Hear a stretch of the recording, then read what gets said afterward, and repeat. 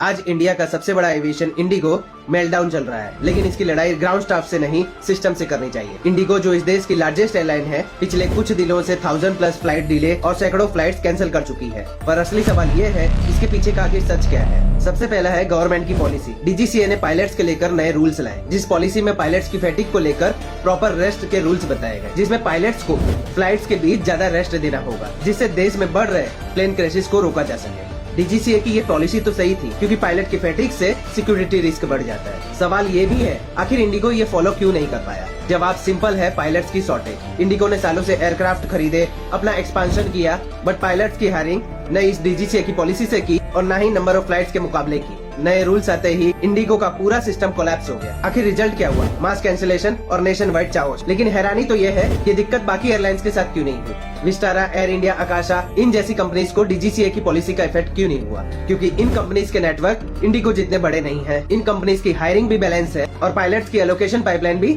Sorted है। इसीलिए इन companies का वर्कलोड मैनेजेबल हो गया। इन कंपनीज ने इंडिगो की तरह मास एक्सपांशन नहीं किया। लेकिन ये सब के पीछे सिर्फ परेशान है तो हम पैसेंजर्स। किसी को एयरपोर्ट पे दिन गुजारना पड़ रहा है। ऐसे ऐसे केस वायरल हो रहे हैं जहाँ एक पिता को अपनी बेटी के लिए सैनिटरी पैड तक ढूंढना मुश्किल हो गया है। इंडिगो ग्राउंड वर्कर से लोगों के झगड़े और चिल्लम चिल्ली ये काफी वायरल हो रहा है। ग्राउंड स्टाफ से लड़ने का कोई मतलब नहीं है, वो भी कंपनी के रूल्स में बंधे हुए फंसे हुए लोग हैं। अगर आपको लड़ना ही है तो इंडिगो के सीईओ को पूछो, उसे टैग करो और पूछो कि पायलट की शॉर्टेज आखिर कैसे हुई। क्वेश्चन करना है तो डीजीसीए से करो।